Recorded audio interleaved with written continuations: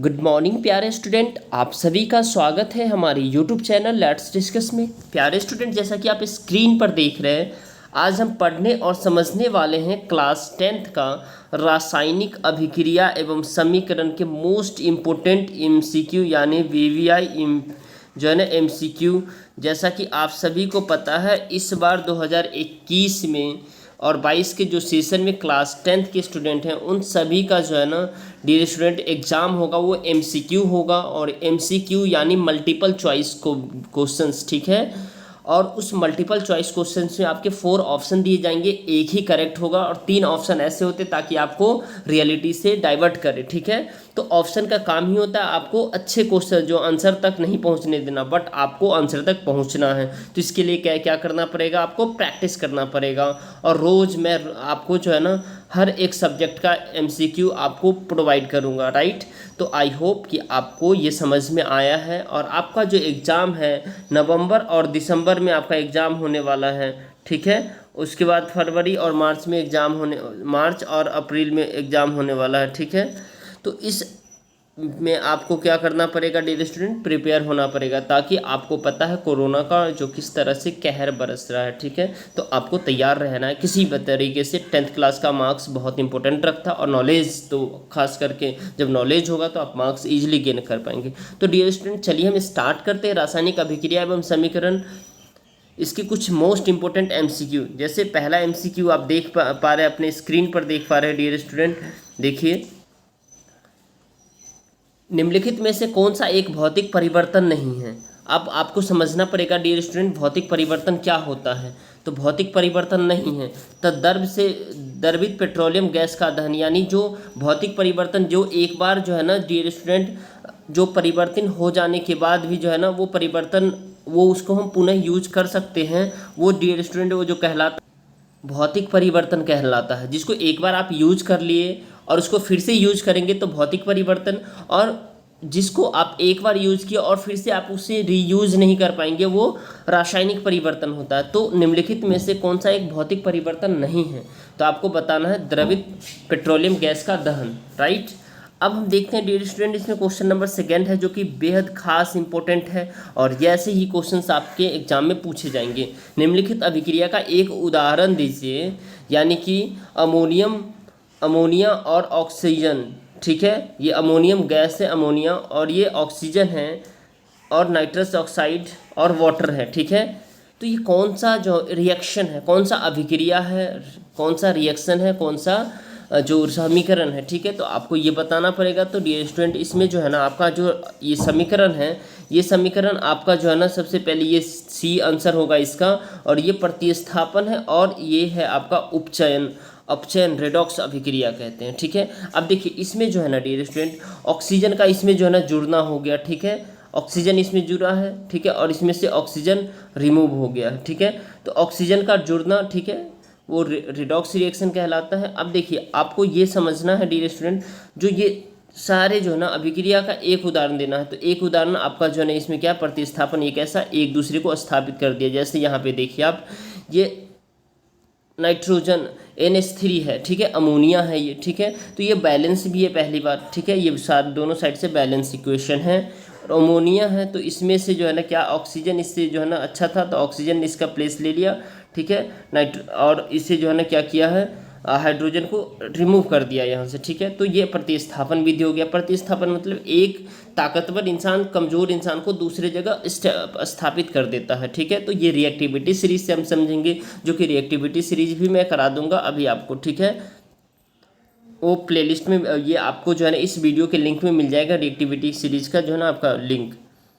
चलिए question number 3 है dear student, दी हुई अभिक्रिया के लिए निम्नलिखित में से कौन से कथन सत्य है। यानी ये जो अभिक्रिया दिया हुआ है, ये जो समीकरण दिया हुआ है, इसमें से कौन सा कथन सही है, तो आपको बताना है डियर स्टूडेंट। ये क्वेश्चन नंबर 3 है।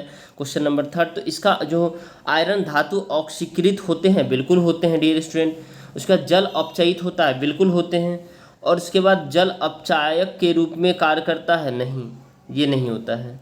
जल ऑक्सीकारक के जल के रूप में कार्य करता है। तो आपका जो ये ऑप्शन है ए बी सी, यानी सी ऑप्शन हो जाएगा। यानी जल क्या करता है डियर स्टूडेंट, धातु ऑक्सीकृत हो रही होती है, जल अपचयित हो रहा होता है, जल ऑक्सीकारक के रूप में कार्य करता है, राइट। अब हम देखते हैं डियर स्टूडेंट क्वेश्चन नंबर 4 है, जो कि बेहद ही खास इंपॉर्टेंट है। और ये ऐसे ही इंपॉर्टेंट एमसीक्यू आपको एग्जाम में पूछे जाएंगे। आप जो सोच रहे हैं 4 ऑप्शन हो गया, नहीं, इस तरह का एमसीक्यू पूछे जाएंगे, क्योंकि आपका ये पैटर्न है, राइट। तो निम्नलिखित में से कौन से प्रक्रम ऊष्माक्षेपी है, ऊष्माक्षेपी कौन से प्रक्रम है, तो आपको इसमें बताना है डियर स्टूडेंट। जैसे ये देखिए, तो बिना बुझे चूने के साथ जल की अभिक्रिया, ये ऊष्माक्षेपी कहलाता है, ऊष्माक्षेपी। बिना बुझे चूने के साथ जल की अभिक्रिया, जैसे आप जो है ना चूना ले आइए, ठीक है, चूना को पानी में डालेंगे तो कितना ज़्यादा वो जो है ना क्या कहते हैं, गर्म हो जाता है, ठीक है, और फैलने लगता है, ठीक है। तो इसीलिए वो ऊष्माक्षेपी यानी हीट रिलीज होता है, ठीक है। उसके बाद आप देख पा रहे हैं, जैसे एक अम्ल का तनुकरण होता है, बिल्कुल नहीं होता ये। जल का बाष्पीकरण होता है, बिल्कुल नहीं होता है डियर स्टूडेंट इसमें, ठीक है। ये 4th है ना डियर स्टूडेंट, तो नहीं, ये तो होता है डियर स्टूडेंट, इसमें जो है ना ये एक जल का अम्ल तनुकरण होता है, राइट, ठीक है। तो आपका ऑप्शन नंबर ये होगा, ए हो जाएगा। बाकी आपका 3rd और 4th ऑप्शन करेक्ट नहीं है। तो यानी निम्नलिखित में से कौन सा प्रक्रम ऊष्माक्षेपी है जिसमें हीट रिलीज होता है, तो बिना बुझे हुए चूने के साथ जल की अभिक्रिया और एक अम्ल का तनुकरण, इसमें हीट रिलीज होता है, जल का बाष्पीकरण में नहीं होता है, आपको याद रखना है, ठीक है। कपूर क्रिस्टल का ऊर्ध्वपातन में भी नहीं होता है, राइट। तो आपका option number A is correct हो जाएगा। And next one is dear student, आप देख पा रहे हैं जैसा कि स्क्रीन पे बहुत ही बेहद ही मज़ेदार क्वेश्चन है, ये अच्छे क्वेश्चन है जिसे आपको अच्छे से समझना, और इसी तरह के क्वेश्चन आपके एग्जाम में पूछे जाएंगे, इसे लेकर के ये आपके लिए खास हो जाता है, ठीक है। चलिए, 25 ml जलयुक्त ए बी तथा सी के रूप में चिन्हित 3 बीकर लिए गए हैं, यानी ए बी सी 3 बीकर लिए गए हैं, ठीक है, 3 बीकर लिए गए हैं, 3 बीकर लिए गए हैं डियर स्टूडेंट, ठीक है। ए तथा बी तथा सी बीकरों में कुछ मात्रा में क्रमशः सोडियम हाइड्रोक्साइड, इसमें क्या डाला गया, NaOH, यानी इसमें जो डियर स्टूडेंट डाला गया है, इसमें डाला गया है ये NaOH, इसमें CuSO4, और इस वाले में सोडियम क्लोराइड, ठीक है, यानी कॉपर सल्फेट इसमें डाला गया है, और इसमें सोडियम हाइड्रोक्साइड डाला गया है, ठीक है। तो यह प्रेक्षित किया गया कि बीकर ए तथा बी के विलयन के ताप में वृद्धि हुई, जबकि बीकर सी के विलयन के ताप में कमी हुई। ऐसा क्यों, कौन सा कथन इसको सही कर रहा है, ये आपको बताना है डियर स्टूडेंट, ठीक है। तो इसका जो डियर स्टूडेंट हो जाएगा, ये देखिए, ये कह रहा है कि बीकर ए तथा बीकर बी में ऊष्माक्षेपी प्रक्रम संपन्न हुआ है, बिल्कुल, बीकर ए में ऊष्माक्षेपी यानी हीट रिलीज हुआ है, ठीक है। और आपका जो है डियर स्टूडेंट इसमें जो फिर बीकर जो है ना बी ए तथा बी में ऊष्माक्षेपी प्रक्रम संपन्न हुआ, नहीं, इसमें नहीं हुआ है। बीकर सिर्फ ए तथा बी में ऊष्माक्षेपी हुआ है, ऊष्माशोषी नहीं हुआ है। और बीकर सी में ऊष्माक्षेपी प्रक्रम संपन्न हुआ है, तो ये 5वां का जो डियर स्टूडेंट इसमें जो है ना ये भी नहीं हुआ है।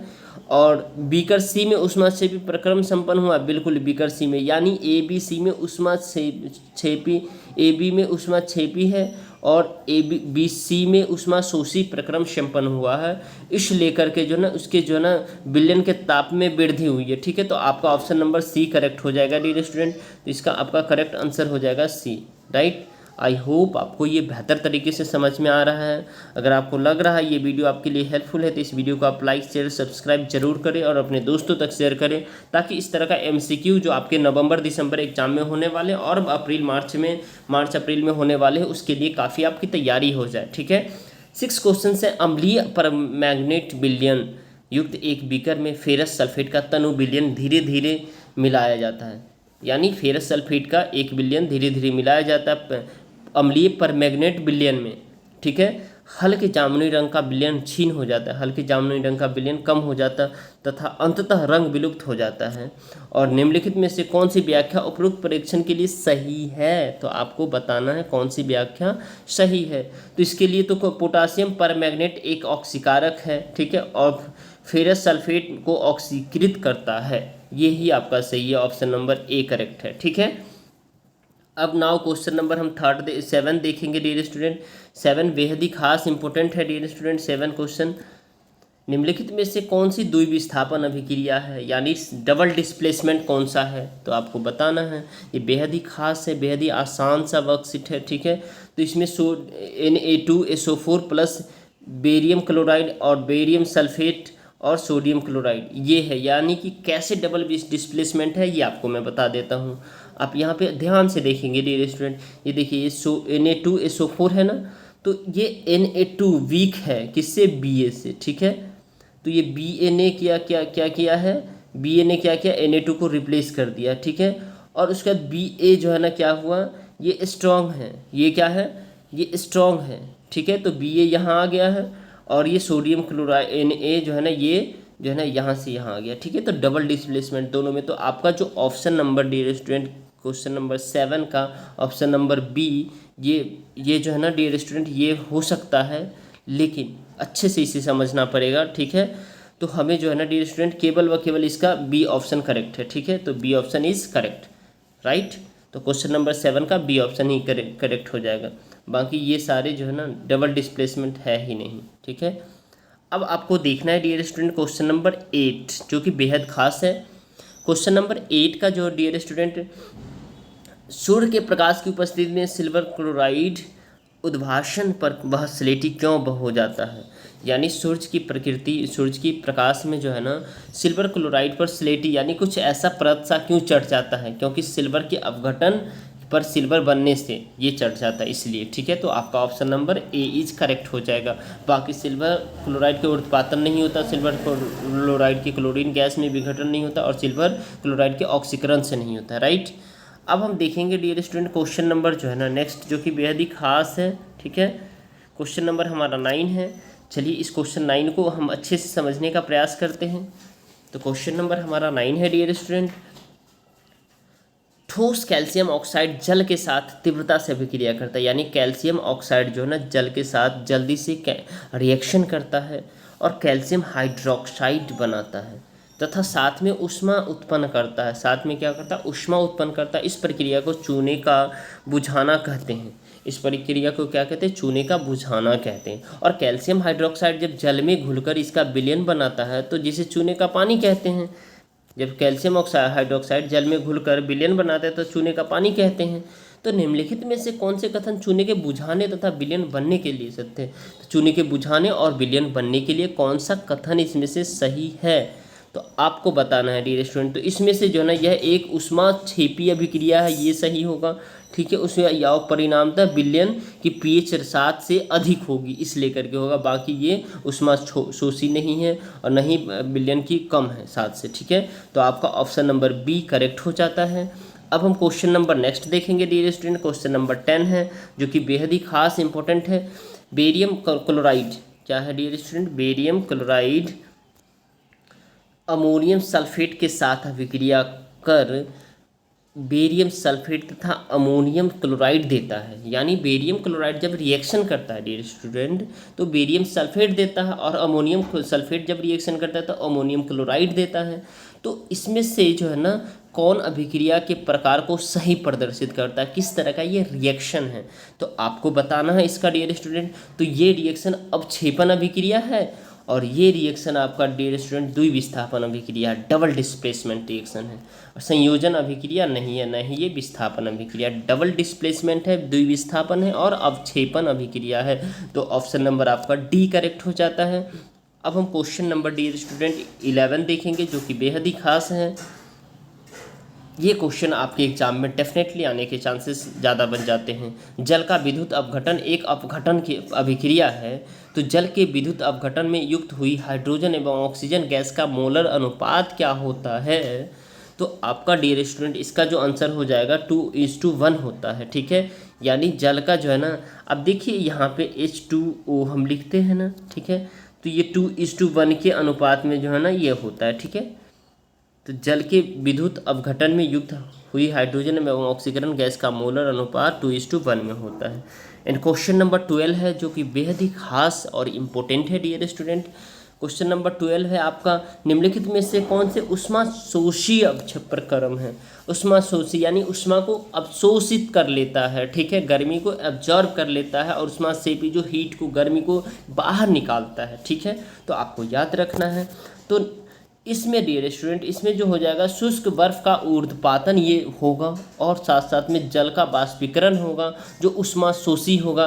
बाकी सल्फ्यूरिक अम्ल का तनुकरण ऊष्माक्षेपी होता है, ठीक है। उसके बाद जो है ना आपका जल का संघनन ऊष्माक्षेपी होता है। तो आपका ऑप्शन नंबर जो है ना डियर स्टूडेंट इसमें डी करेक्ट हो जाएगा, ठीक है। अब हम क्वेश्चन नंबर 13 देखेंगे, राइट। तो आइए क्वेश्चन नंबर 13 देख रहे हैं। क्वेश्चन नंबर हमारा 13 है डियर स्टूडेंट, जलीय पोटेशियम आयोडाइड तथा जलीय लेड नाइट्रेट के मध्य प्रतिस्थापन अभिक्रिया में लेड आयोडाइड का पीला अवक्षेप बनता है। किसका? लेड आयोडाइड का पीला अवक्षेप बनता है। और इस प्रक्रिया को करते समय यदि लेड नाइट्रेट उपलब्ध न हो, यानी जब ये हम अभिक्रिया कर रहे हैं, द्विविस्थापन अभिक्रिया कर रहे हैं, उस समय लेड नाइट्रेट नहीं हो, तो किसे लेड नाइट्रेट के स्थान पर हम उपयोग करेंगे, यूज़ करेंगे? तो डियर स्टूडेंट हमेशा याद रखिएगा, लेड एसीटेट को हम यूज करते हैं। किसे करते हैं? लेड एसीटेट को हम यूज करते हैं जब जलीय पोटासियम आयोडाइड और जलीय लेड नाइट्रेट के मध्य जब द्विविस्थापन अभिक्रिया होता है तो लेड आयोडाइड का पीला अवक्षेप बनता है। और इस समय यदि लेड नाइट्रेट उपलब्ध नहीं होता है तो हम लेड एसीटेट का यूज करते हैं, ठीक है। अब हम नेक्स्ट देखेंगे डियर स्टूडेंट, क्वेश्चन नंबर हमारा जो है ना 14 है, जो कि बेहद ही खास क्वेश्चन है, ठीक है। अब 14 है डियर स्टूडेंट, तेल के नमूने को लंबे समय तक ताज़ा बनाए रखने के लिए निम्नलिखित में से कौन सी गैस प्रयुक्त की जाती है? यानी तेल के नमूने को ताज़ा यानी लंबे समय तक ताज़ा बनाए रखने के लिए आप क्या यूज़ करते हैं? तो आपको समझ में आ जाना चाहिए डियर स्टूडेंट, हम यूज करते हैं हीलियम तथा नाइट्रोजन, याद रखिएगा, ठीक है। यानी तेल के नमूने को लंबे समय तक ताज़ा, यानी तेल को जो भी होता है, जैसे आपका सरसों का तेल हो गया, ठीक है, इसे ही ताज़ा बनाए रखने के लिए हम क्या करते हैं? हीलियम तथा नाइट्रेट का यूज करते हैं। अब आपका क्वेश्चन नंबर 15 है, जो कि बेहद ही आसान है, अब बहुत ही अच्छा क्वेश्चन है। ये क्वेश्चन आपके एग्जाम में आने की पॉसिबिलिटी अधिक बन जाती है। प्रयोगशाला में ऑक्सीजन गैस बनाने के लिए निम्नलिखित अभिक्रिया प्रयुक्त की जाती है। प्रयोगशाला में जो गैस बनाने के लिए कौन से रिएक्शन, यानी ये रिएक्शन पर ये अभिक्रिया जो है ना समीकरण उपयोग किया जाता है? तो आपको याद रखना है डियर स्टूडेंट, जो ये रिएक्शन है, ठीक है, ये रिएक्शन आपका यह एक अपघटन अभिक्रिया है और ऊष्माशोषी प्रकृति की है, क्योंकि ये देखिए KClO3 जब ये उत्प्रेरक का मतलब क्या होता है डियर स्टूडेंट? जब समीकरण को तेज कर देते हैं या कम कर देते हैं उत्प्रेरक की मदद से, तो ये पोटासियम क्लोराइड और ऑक्सीजन बन जाता है। तो ये सॉलिड फॉर्म में है, ठोस में है, और ये भी ठोस में पोटासियम क्लोराइड, और ये गैसीय अवस्था में हो जाता है। तो आपका ऑप्शन नंबर ए करेक्ट हो जाता है, राइट। अब डियर स्टूडेंट हम इसी में देखेंगे क्वेश्चन नंबर हमारा 16 होगा, जो कि बेहद ही खास है और बहुत ही इम्पोर्टेंट है, ठीक है डियर स्टूडेंट। निम्नलिखित में से कौन प्रक्रम में रासायनिक अभिक्रिया होती है?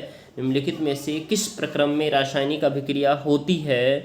तो 16 का डियर स्टूडेंट आपका जो आंसर हो जाएगा, उच्च ताप पर वायु की उपस्थिति में कॉपर की तार को गर्म करना, ये अभिक्रिया होती है रासायनिक अभिक्रिया। यानी उच्च ताप पर ताप की वायु की उपस्थिति में कॉपर की तार को गर्म करना, ये रासायनिक अभिक्रिया होती है। बाकी एक गैस सिलेंडर में निम्न दाब पर ऑक्सीजन गैस का भरना गलत है, ये कोई अभिक्रिया नहीं है। वायु का द्रवीकरण नहीं है। चीनी की प्याली में खुले में पेट्रोल रखना नहीं है, ये नहीं है आपका ऑप्शन। ऑप्शन नंबर आपका डी करेक्ट है। उसके बाद क्वेश्चन नंबर 17 है डियर स्टूडेंट, जो कि बेहद ही खास है।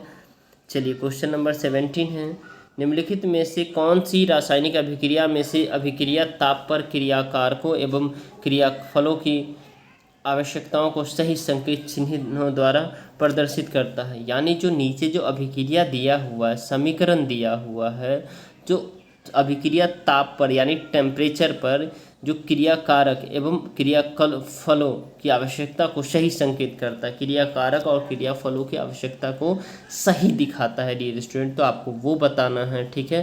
तो आपको ये बताना है, तो आपका जो ये आंसर हो जाएगा डियर स्टूडेंट, ये H2 और O2 ये H2O हो जाता है, यही आपका डी ऑप्शन हो जाएगा, बाकी ये नहीं होगा, ठीक है, आपका ये नहीं होगा। आपका ऑप्शन नंबर डी करेक्ट हो जाएगा। अगर डियर स्टूडेंट लगता है ये वीडियो आपके लिए आपके बोर्ड के एग्ज़ाम में जो आपका फर्स्ट टर्म और सेकंड टर्म में जो एग्ज़ाम के लिए हेल्पफुल है, तो इस वीडियो को आप लाइक कर सकते हैं। हमारे चैनल पे नए हो तो हमारे चैनल को सब्सक्राइब कर सकते हैं और अपने स्कूल ग्रुप अपने दोस्तों तक ज़रूर शेयर कीजिए ताकि उन्हें भी इस एमसीक्यू का बेनिफिट मिले। ओके डियर स्टूडेंट, तो चलिए फिर अब नेक्स्ट देखते हैं। लास्ट क्वेश्चन है और आज का ये लास्ट क्वेश्चन है, ठीक है। इसके बाद हम नेक्स्ट चैप्टर करेंगे। निम्नलिखित में से कौन सी संयोजन अभिक्रिया है? तो संयोजन अभिक्रिया निम्नलिखित में से कौन सी है? तो आपका डियर स्टूडेंट ये वाला संयोजन अभिक्रिया नहीं है क्योंकि ऊष्माक्षेपी है, ऊष्माशोषी है। ये आपका है मैग्नीशियम ऑक्साइड जब वाटर के साथ करता है तो मैग्नीशियम हाइड्रोक्साइड बना लेता है। और उसके बाद जो है ना डियर स्टूडेंट, एल्युमिनियम जब ऑक्सीजन के साथ रिएक्शन करता है तो एल्युमिनियम ऑक्साइड बना लेता है। तो आपका ये दोनों सही है, बाकी जिंक फेरस ये नहीं सही है। तो आपका ऑप्शन नंबर डी करेक्ट हो जाएगा। Thank you for watching, have a nice day. इसी तरह जुड़े रहे चैनल पे, आपको बेहतर क्वालिटी एजुकेशन मिलेगी। Thank you, bye bye. English medium वाले परेशान ना हो, आपके लिए भी बना रहा हूँ इंग्लिश मीडियम भी, वो भी आप चैनल में जाके देखेंगे तो मिलेगा आपको।